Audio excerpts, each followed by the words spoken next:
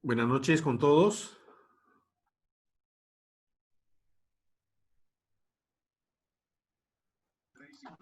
Buenas noches, profesor. ¿Cómo estás, Joan? ¿Qué tal? Bien. Buenas noches, David. Buenas noches, Viviana. Buenas noches, profesor. Ok, buenas noches. Esta semana nos toca ver lo que es el contrato de seguros, que es un tema muy importante, ¿no? Dentro del contrato ya explicamos en clases pasadas los principios jurídicos, que son la base del contrato de seguros, ¿ya? Empecemos una vez porque el tiempo se pasa volando y quiero avanzar lo más que se pueda, ¿ya? La ley 26702, que es la ley del sistema financiero y del sistema de seguros y orgánica, la SBS, es la base legal del contrato de seguros. A mediados de 1996, a iniciativa de la SBS, se profundizó la reforma financiera iniciada en 1991. El objetivo principal fue el fortalecimiento del sistema financiero y la supervisión bancaria, y incorporando las recomendaciones propuestas por el Acuerdo de Basilea de 1988 y su revisión de 1991. Dichas recomendaciones incluyeron la regulación para la administración del riesgo crediticio, así como exigencias en materia de riesgos de mercado. Asimismo, se incluyó la supervisión consolidada, permitiendo que el control abarcara tanto los intermediarios como las empresas que forman parte de un mismo conglomerado financiero. El 9 de diciembre de 1996 fue publicada esta Ley General del Sistema Financiero y del Sistema de Seguros y Orgánica de la SBS y Seguros, la 26702.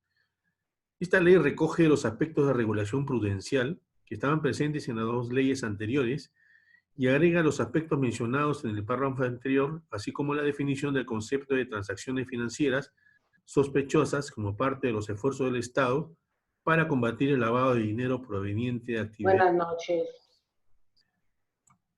¿Perdón? Buenas, hola, Meche, ¿cómo estás? Ok, continuemos. Esta ley establece el marco de regulación y supervisión a que se someten las empresas que operan en el sistema financiero y de seguros, así como aquellas que realizan actividades vinculadas o complementarias al objeto social de dichas personas. El objeto principal de esta ley fue propender al funcionamiento de un sistema financiero y un sistema de seguros competitivos, sólidos y confiables que contribuyan al desarrollo nacional, así como promover la estabilidad y solvencia de las instituciones supervisadas, conforme a los principios y prácticas internacionalmente aceptados. No está de más indicar que desde el mes de julio del año 2000, la entidad mencionada también supervisa a las administradoras privadas de fondos de pensiones, llamándose ahora Superintendencia de Banca y Seguros y Administradoras Privadas de Fondos de Pensiones, y que desde el 12 de junio del 2007, mediante la ley número 29038, se sumaron a sus funciones la labor de prevenir y detectar el lavado de activos y financiamiento del terrorismo a través de las instituciones que supervisa. Luego de varios años, comisiones y anteproyectos, el 27 de noviembre del 2012 se publicó y posteriormente entró en vigencia el 27 de mayo de 2013 la ley número 29946, Ley del Contrato de Seguro, derogando los artículos 375 al 429 y 965 del Código de Comercio y otros de la ley 26702. ¿Qué cosa es esta ley? La ley es la norma especial aplicable para interpretar y resolver cuestiones jurídicas derivadas de contratos de seguros. La ley aplica a todas las clases de seguros, ramos de vida y generales, excepto para seguros obligatorios, cauciones y microseguros, dado que estos se rigen por sus propias normas. También será aplicable adicionalmente a la relación entre la compañía y los clientes, que son los consumidores, en donde se aplicaría la Ley de Protección y Defensa del Consumidor, INDECOPI, ¿no?, que es la entidad encargada. La costumbre mercantil prevalece sobre cualquier sentido que se pretenda dar a las palabras. ¿Cómo se fue perfeccionando el contrato de seguros? El contrato de seguro tiene una naturaleza consensual. Con el solo consentimiento de las partes, aunque no se haya emitido pólizas ni realizado el pago de primas, queda celebrado el contrato. No obstante ello, las partes pueden acordar posponer el inicio de la cobertura. Esto es importante, tomen nota de esto, ¿ya? Naturaleza consensual, basta con solo el consentimiento de las partes, aunque no se haya emitido póliza ni realizado el pago de primas, queda celebrado el contrato. No obstante, las partes pueden acordar posponer el inicio de la cobertura. Renovación automática. Si la compañía incorpora modificaciones al contrato, la aseguradora deberá dar aviso por escrito al contratante en no menos de 45 días previos al vencimiento, detallando las modificaciones al momento de la renovación. El contratante tiene plazo no menor de 30 días antes del vencimiento del contrato para rechazar la propuesta. Si calla, es señal de que está aceptando. La aseguradora deberá emitir la póliza con las modificaciones efectuadas en caracteres destacados. Nulidad del contrato de seguros. Reticencia o declaración inexacta con dolo o culpa inexcusable. El contrato de seguro es nulo por reticencia o declaración inexacta de hechos que sean conocidos por el contratante o asegurado, siempre que exista dolo o culpa inexcusable y sea aprobado por la compañía. La prima pagada será ganada por la compañía, que podrá requerir a título indemnizatorio el pago de las primas acordadas para el primer año de contrato. El plazo para comunicar la nulidad es de 30 días. Ah, la contraseña era falsa. No está bien. Perdón, si pueden cerrar su micrófono, por favor, ya, para poder proseguir con tranquilidad esta exposición. El contrato de seguro es nulo por reticencia o declaración inexacta de hechos que sean conocidos por el contratante o asegurado, siempre que exista dolo o culpa inexcusable y sea aprobado por la compañía. O sea que haya habido una intención, ¿no?, de parte del asegurado en beneficiarse con el seguro. Como ya se dijo, la prima es ganada por la compañía, que podrá requerir a título indemnizatorio el pago de las primas acordadas para el primer año de contrato. El plazo para comunicar esta nulidad es de 30 días desde el momento en que se conoce la reticencia o declaración inexacta. Dicha comunicación debe ser notificada por medio fehaciente, de preferencia por escrito. La nulidad del contrato de seguros. Plazos para invocar la nulidad por reticencia y o declaración inexacta. Si se conoce la reticencia y o declaración inexacta antes del siniestro, el plazo para invocar la nulidad es de 30 días de conocido el hecho. Si se conoce la reticencia y o declaración inexacta y el siniestro se produce durante el plazo con el que se cuenta para poder invocar la nulidad, la compañía queda liberada de la prestación. Reticencia y o declaración inexacta sin dolo o culpa inexcusable. Acá es diferente a la primera que hemos detallado. Si se constata antes del siniestro, se puede ajustar la prima y o la cobertura. La compañía tiene 30 días para comunicar el ajuste de prima y o cobertura desde el momento de conocido el hecho. El asegurado contratante tiene 10 días para aceptar o rechazar la propuesta.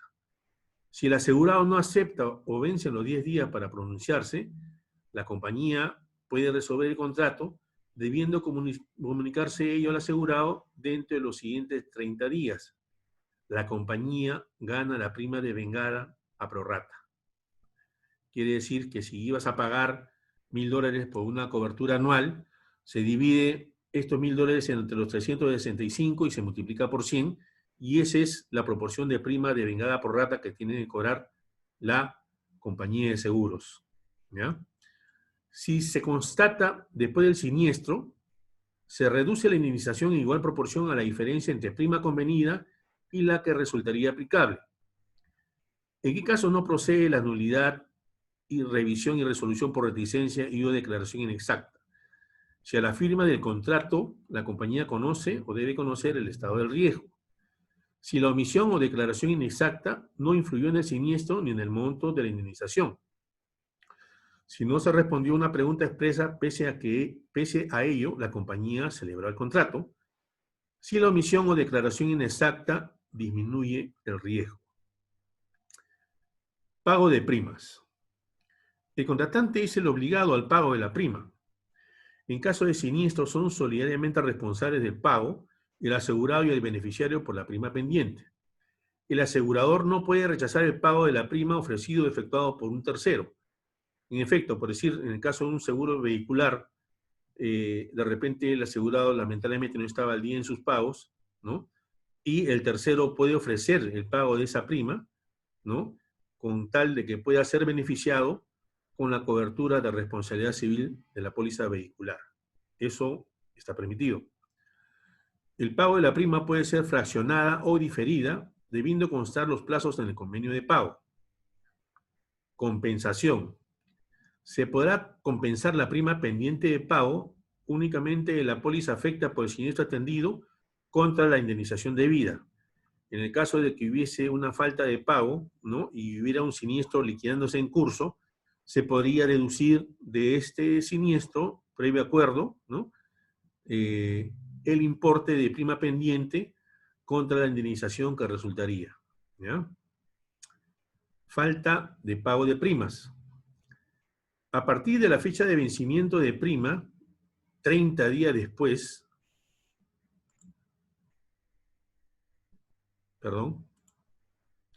inicia la suspensión automática previa comunicación al asegurado.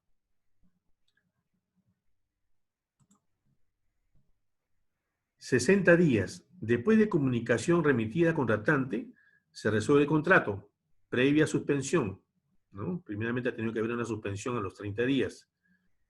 90 días después se extingue el contrato. Suspensión por falta de pago de prima. La suspensión opera una vez transcurrido 30 días desde la fecha de vencimiento de la obligación. Para este efecto, la compañía deberá comunicar previamente el incumplimiento del pago de la prima. Rehabilitación de la póliza. Solo procede en los casos en que la cobertura haya estado suspendida. La rehabilitación se aplica hacia el futuro y requiere del contratante el pago total de las cuotas vencidas. La cobertura vuelve a tener efecto a partir de las 00 horas del día siguiente a aquel en que se cancela la obligación. Resolución por falta de pago de prima. Estando en suspenso el contrato por falta de pago de prima, se puede optar por la resolución del mismo. Se considera resuelto contado 30 días desde que el contratante recibe la comunicación del incumplimiento de pago. De acuerdo al nuevo reglamento de pago de primas, la carta previa que comunique la resolución debe señalar fecha en que se dio la suspensión de la cobertura, consecuencias de la comunicación recibida, es decir, que en 30 días se considera resuelto el contrato. Cuando la resolución se produce por falta de pago de prima, la compañía tiene derecho a su cobro de acuerdo a la proporción de la prima correspondiente al periodo efectivamente cubierto o corrido. Comunicada la resolución al contratante, no se podrá rehabilitar la cobertura. O sea, cuando ya se comunica la resolución, no se puede rehabilitar la cobertura. Este tema es importante, ¿ya? Extinción por falta de pago de prima. Si la empresa no reclama el pago de la prima dentro de los 90 días siguientes del vencimiento del plazo, se tiene por extinguido el contrato. La aseguradora tiene derecho al cobro de la prima devengada. Las pólizas, ¿qué deben contener? Además de lo ya regulado. Deben tener los procedimientos y criterios para la actualización de primas en los seguros de salud y asistencia médica, criterios para actualización de suma asegurada y la evolución de estas, registro de corredor y comisión que percibirá, criterios de entrega de bonos, premios o beneficios, comisión por venta a través de bancas, seguros y comercializadores, en fraccionamiento de la prima, la indicación de la tasa de costo efectivo anual aplicable, TCEA, prima comercial, cargo de agenciamiento y por contratación de promotores o comercializadores. Propuestas y pólizas. El asegurado tiene 30 días para observar la póliza si su contenido difiere de la propuesta formulada. De no observarla en este plazo, se dará por aceptada. La compañía debe, en documento adicional y distinto a la póliza, poner en conocimiento de manera detallada y expresa al contratante que existen diferencias con la propuesta ofertada, así como el plazo que tiene para reclamar por dicha diferencia. Frente a las diferencias entre póliza y publicidad, prevalecen las condiciones más favorables al asegurado. Ese es por el tema de la asimetría de la información. Cambio de condiciones durante la vigencia. Los cambios en las condiciones de contratación deben ser aprobados previamente y por escrito por el contratante. La compañía deberá comunicar la propuesta de modificación brindándole 30 días al contratante para su aceptación o rechazo. En caso de rechazo de la propuesta, el contrato deberá seguir rigiéndose en las condiciones originalmente pactadas. ¿Cuáles son los entregables que se manejan? El asegurado y el contratante podrá requerir a la compañía copia de declaraciones formuladas para la celebración del contrato, informes de inspección de riesgos efectuadas por parte de la compañía de seguros, póliza, una copia adicional a la emitida. La compañía podrá establecer el pago de una tasa por los gastos para la entrega de dichos documentos. Cobertura provisional. La compañía podrá emitir una nota de cobertura provisional. La vigencia máxima de las coberturas será de 30 días, pero podrán ser prorrogables en tanto se esté efectuando la emisión de la póliza de seguros. La nota de cobertura provisional se sujeta a las mismas condiciones, coberturas y exclusiones previstas en la póliza a emitirse, salvo pacto en contrario. De no especificarse, las condiciones de la cobertura provisional se sujetarán a las condiciones del modelo de póliza registrado en la CBS correspondiente al mismo ramo, cobertura, modalidad y tipo de riesgo. El derecho de arrepentimiento. Se aplica para los casos de pólizas contratadas en oferta de seguros fuera de locales comerciales de las compañías o a través de promotores. El tomador de seguro puede resolver el contrato sin expresión de causa dentro de los 15 días de recibida la póliza o la nota de cobertura provisional. Se devolverá la prima pagada. Se deberá entregar dicha información por escrito al potencial tomador de seguro sobre este derecho. La agravación de riesgo. El asegurado contratante debe informar hechos que agraven el riesgo que, de haber conocido al asegurador oportunamente, lo hubieran llevado a no contratar, ¿no?, el seguro o lo hubiera hecho en otras condiciones.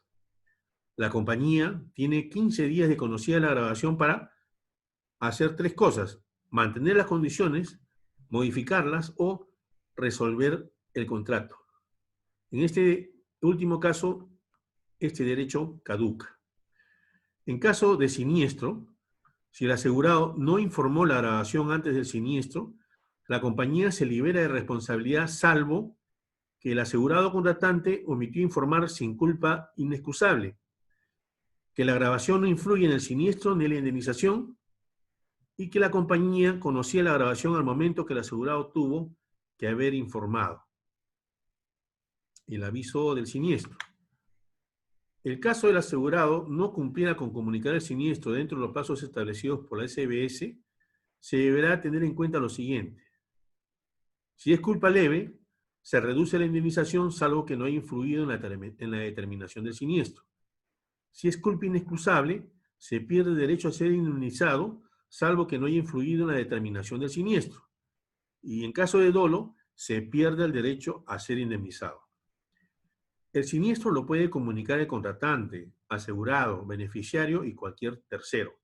Si no se informa el siniestro, pero se demuestra que la compañía ha tenido conocimiento por otros medios, se paga. Como el caso del camión que transportaba gas en Villa El Salvador, ¿no?, que por la noticia fue de conocimiento público. Esos tipos de siniestros no necesitan que se haga pues el reporte hacia la compañía de seguros, ¿no?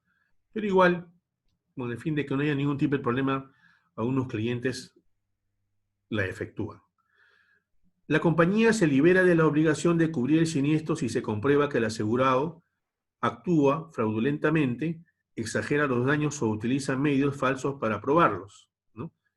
Como es el caso de repente en vehículos que, bueno, de repente le roban una llanta y bueno, como ha estado pagando 3 años seguro el seguro durante 3 años y nunca presentó siniestro, pues aprovecha el robo y le aumentan 3 llantas más y bueno, dejan a su vehículo en ladrillo, ¿no?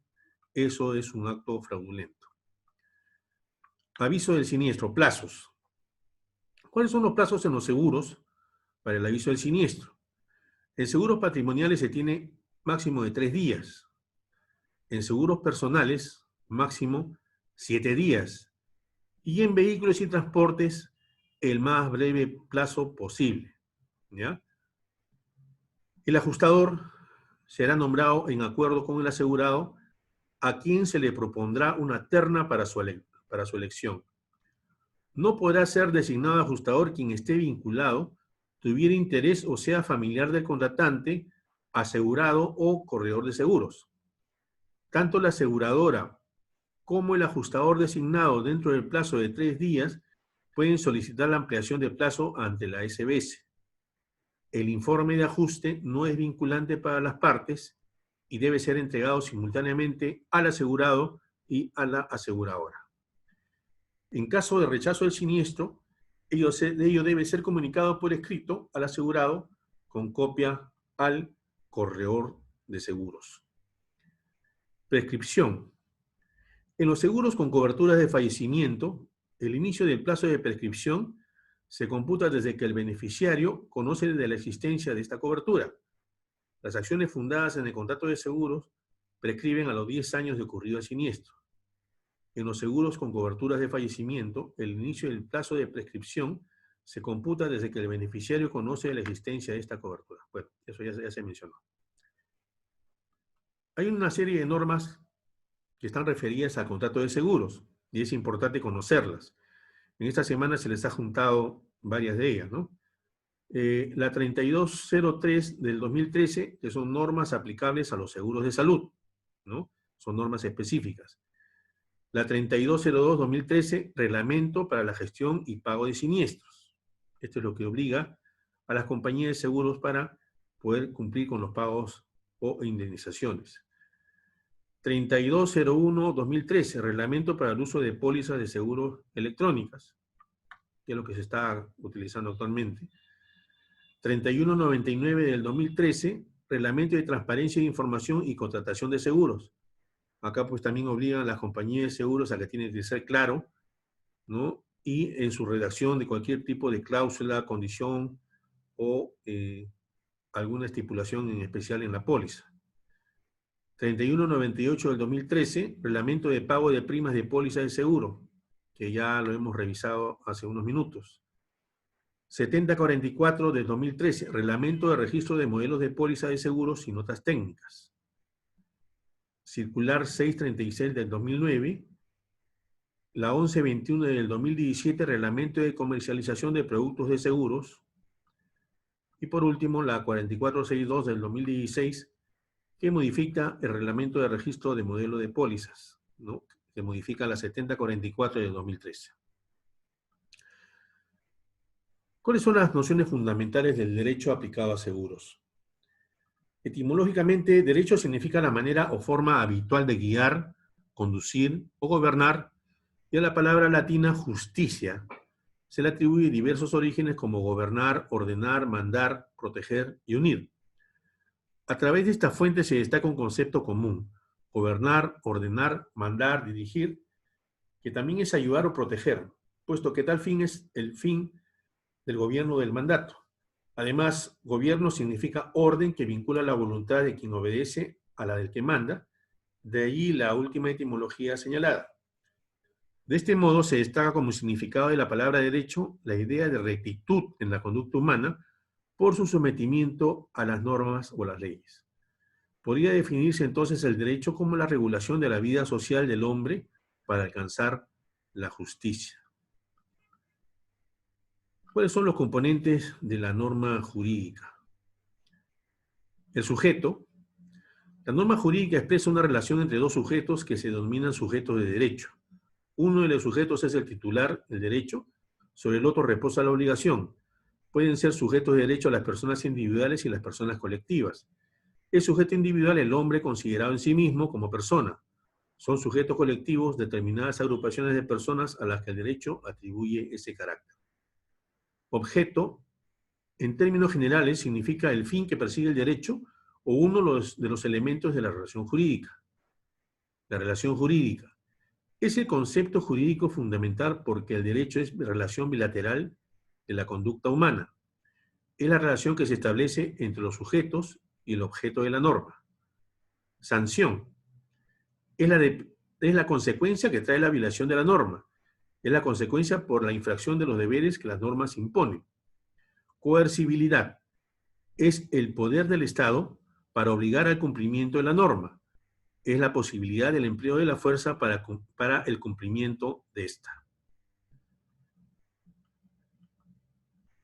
¿Cuáles son las fuentes del derecho? Las fuentes del derecho son derecho escrito, las leyes, decretos supremos, decretos leyes, resoluciones, etc. La costumbre, que es la reiteración de un mismo acto, que crea la jurisprudencia. Está contenida por los fallos de los tribunales. La jurisprudencia tiene en todos los países del mundo la fuerza de la ley, pero tiene que ser uniforme. En Argentina, Estados Unidos y algunos otros países los fallos constituyen jurisprudencia firme. En el Perú, lamentablemente no siempre es así. Doctrina. Constituida por escritos y opiniones de los juristas, es fuente supletoria. Principios generales del derecho. Constituido por las bases fundamentales del derecho, principios de la equidad. Tratados o convenciones internacionales es una fuente externa, que es también una fuente principal del derecho. Las características del contrato de seguros. Las características son las siguientes. Es bilateral, en cuanto se genera obligaciones para las dos partes contratantes. Para el asegurado, más jurídicamente, para el asegurado, la de pagar la prima, fuera de otras que los expositores denominan cargas, y para el asegurador, la de asumir el riesgo y, consecuencialmente, la de pagar la indemnización si llega a producirse el evento que la condiciona. Es oneroso en cuanto a cada una de las partes se grava en beneficio de otra. No constituye liberalidad ni el pago de la prima ni el de la indemnización, llegado el caso. Es aleatorio. No existe equivalencia en las prestaciones del asegurado y del asegurador. Ambos están sujetos a una contingencia incierta de ganancia o pérdida, pese a la ley de los grandes números y al cálculo de las probabilidades que efectúan las compañías de seguros. Es solemne porque se perfecciona y prueba por escrito. Solo existen con efectos jurídicos el contrato de seguros cuando se ha extendido y firmado el documento justificativo del seguro, es decir, la póliza. La resolución SBS 3199 del 2013 establece que la póliza es el documento que formaliza el consentimiento del contrato de seguros. ¿Ya? Esa es la diferencia entre lo que es póliza y contrato de seguros. Siguiendo con las características del contrato de seguros, es condicional porque el plazo de la indemnización está subordinado a la condición de la realización del siniestro. Si no hay siniestro, no hay obligación de indemnizar. La condición es un hecho futuro e incierto que suspende o resuelve la eficacia del contrato. Es de adhesión en cuanto a que habitualmente no es dable al asegurado discutir sus condiciones libremente. Ellas se hallan impresas de antemano en la póliza, son impuestas por la empresa aseguradora a cuya paternidad literaria corresponde, aunque su aplicación está condicionada a la aprobación previa de la SBS por ser contrato de adhesión. No se permiten cláusulas ambiguas y cualquier duda favorecerá al asegurado. Esta ejecución continuada o de tracto sucesivo, como suelen denominar los expositores de derecho civil a aquellos contratos cuya ejecución no es instantánea, las obligaciones se van desenvolviendo continuamente en el tiempo, desde el perfeccionamiento del contrato hasta su terminación por cualquier causa. Es a plazo, porque siempre se fija una duración. Siempre hay una duración en el contrato de seguros. Hay contratos normalmente que son por un año y hay otros que son normalmente por un tiempo menor o mayor.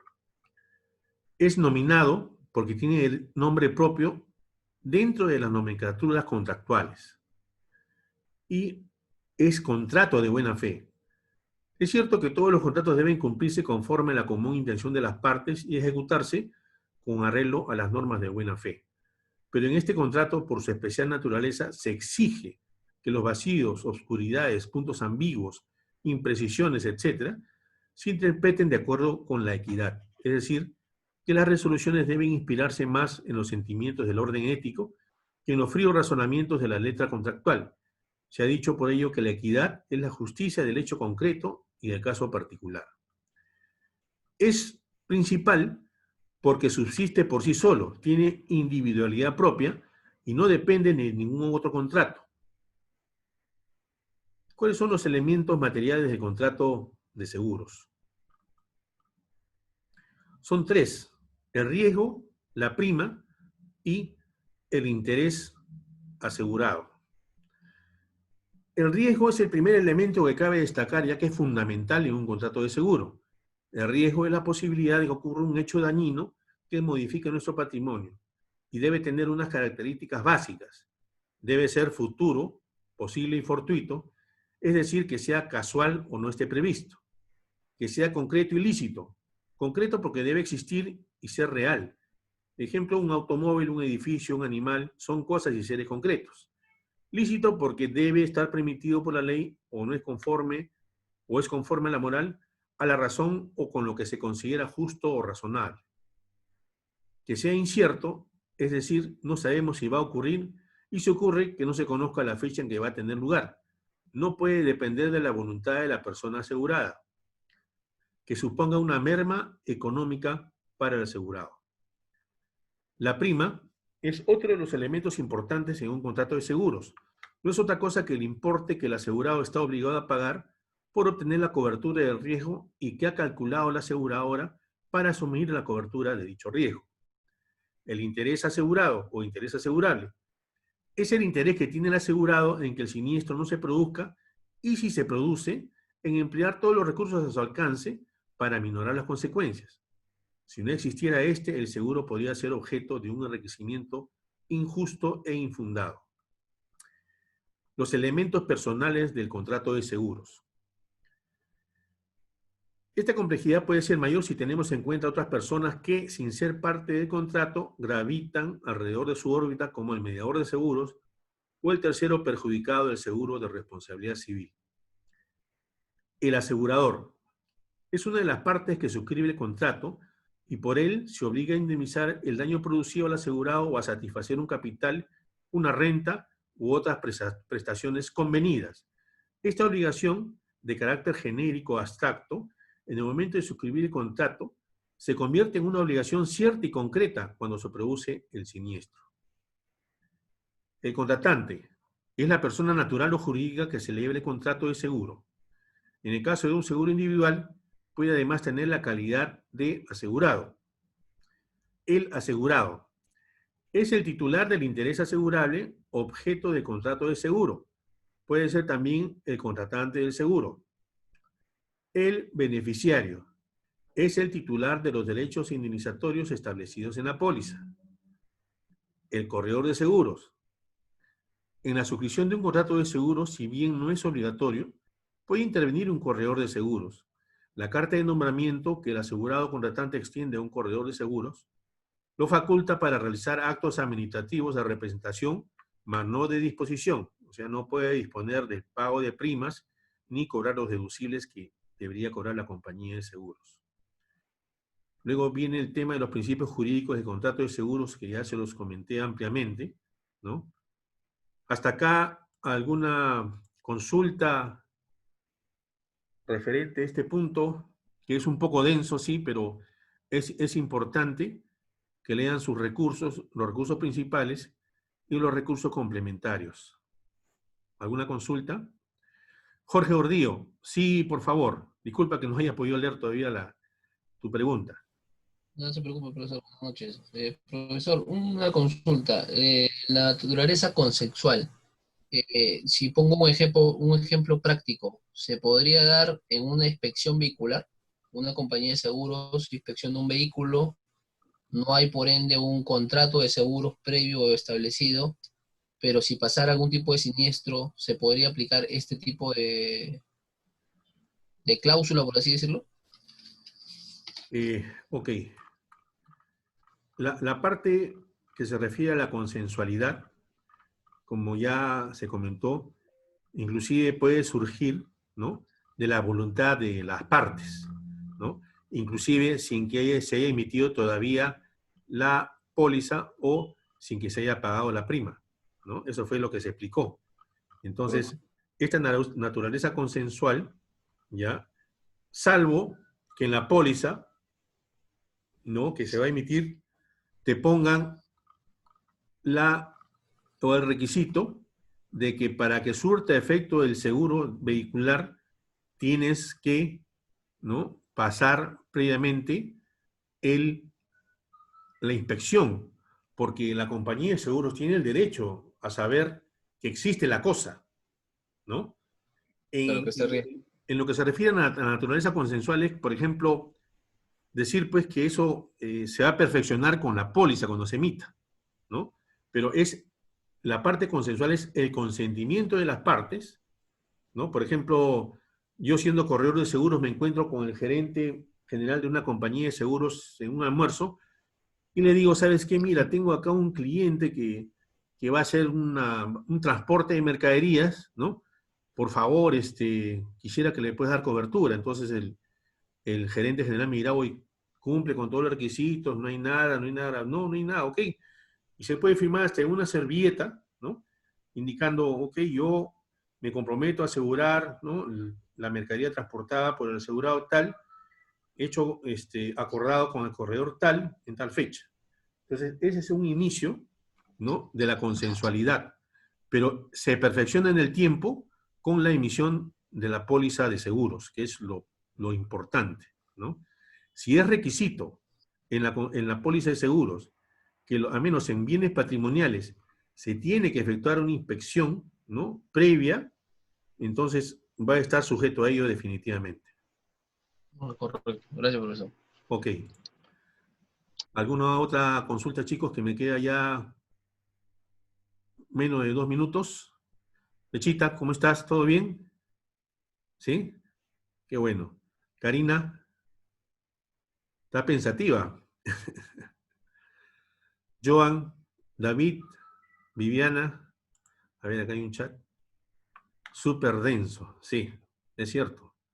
Pero es necesario que se pueda llegar a entender con la práctica. Y eso solamente se va a dar con la práctica en el ejercicio de la profesión, ¿ya? Pero hay puntos importantísimos que deben ustedes de conocer. Es cierto, es denso, pero más denso van a ser cuando veamos los seguros de ramos técnicos, que es los seguros de ingeniería, que es un seguro que básicamente es tratado por ingenieros, ¿ya? Bueno, chicos, me queda menos de un minuto. Voy a aprovechar en despedirme. Muchas gracias por su atención. Nos estamos viendo pasado mañana a la misma hora. ¿Ya? Lean sus recursos y, por favor, también los recursos complementarios. Buenas noches con todos y cuídense mucho, porque hay muchas personas que están falleciendo como consecuencia de esta. Un ok para todos también. Sé el esfuerzo que están haciendo ustedes. Lo valoro mucho. Cuídense mucho. Ok. Chao, nos vemos, chicos.